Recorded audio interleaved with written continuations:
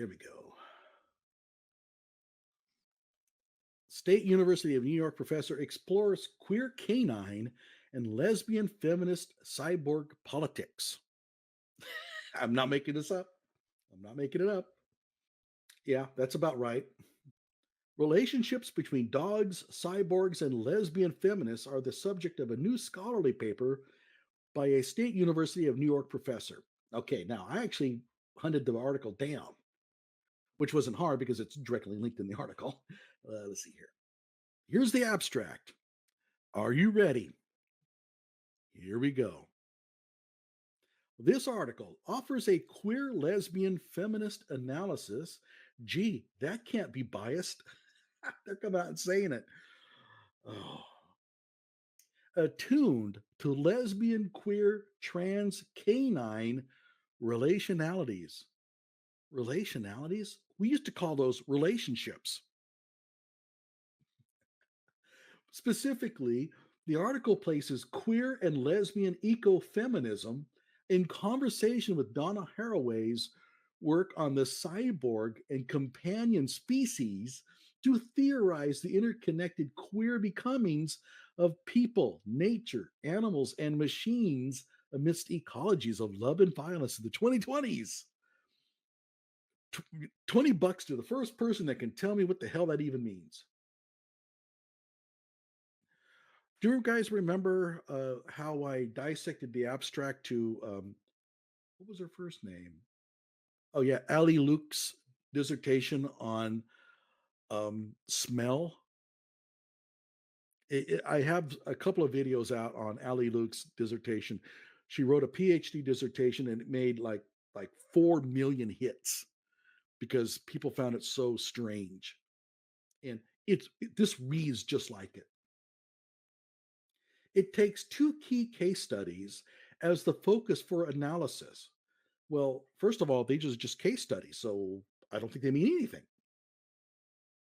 First, the state instrumentalization of dogs and robot dogs for racialized and imperial violence. Now, imperial violence would be violence by police. I'm sure that's what she means. Uh, Violence by the state. They can't say that. It has to be imperial because they have to use. Maybe this was in the UK. No, I don't think so. No, it's not from the UK. I don't know why they're using imperial. And second, quotidian queer and lesbian dog relationalities and becomings.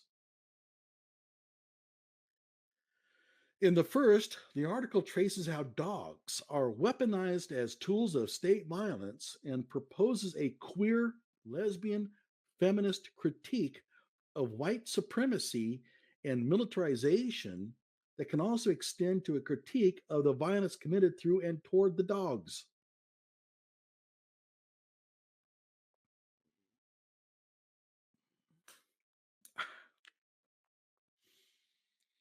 In the second, the article analyzes how, within lesbian, non binary, and trans dog intimacies, what the hell is that? What's a trans dog? I mean, I've had a lot of dogs, but I don't know if I have had any trans dogs. Is that a dog that used to think it was male, but now thinks it's female, or was really male and now thinks it's? I have no idea what that is. And what's a trans dog intimacy? And what does that have to do with lesbians? Well, I don't even want to know. Dogs help articulate queer gender, sexuality, and kinship formations, and as such, queer worlds for gender, sexual, and kin becomings. The entanglements of violence and love in these queer dog relationalities, again, I'm thinking that relationality means relationship, provide insights into the complexities of queer and lesbian feminist world building. So, queer dog relationalities provide insights into the complexities of queer and lesbian feminist. World building? Well, how? I don't see any connection here. Lesbian and queer feminist cyborg politics, now we're bringing the cyborgs in, can help theorize the potentials and challenges of these interspecies entanglements. Oh, God. I was really hoping they weren't meaning this. But entanglement is now a word for sexual relationship, right? I mean, when you hear entanglement, that usually means a sexual relationship. Interspecies entanglements between lesbians and cyborgs and dogs? I don't know.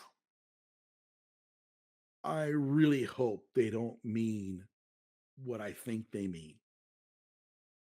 The author, Chloe, of course, Diamond Leno, is an assistant professor of women's and gender studies at SUNY Oneonta. I didn't even know that there was a SUNY Oneonta.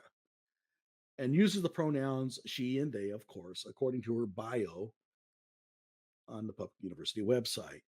What did I say before? What's the purpose of women's and gender studies departments is to provide employment for people who have these worthless degrees. Let me ask you a question. If you guys are still not getting it, what do you think she's good at? I can tell you what I'm good at. Okay. I can list things that I'm good at. Hosting YouTube streams isn't one of them,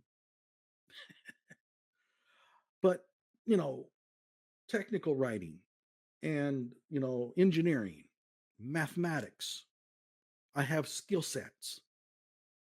What do you think that she is good at? Drawing a blank? What do you think that she could do outside of academia if she was fired? They dress up as cats and dogs. So it's easy to join it together. I see. They're talking about the furries. Oh my gosh. Boston. Oh yeah, Boston Dynamics. They're the ones that made the robot dogs. Yeah, that's right. Going to get molested. um Starbucks. Yep. There you go. To be honest with you though, I don't think they could survive at Starbucks. They'd be just too obnoxious. I mean, Starbucks is going to say, "Hey, you can't pick a fight with every person wearing a red cap." They might be a Sooner fan. Okay.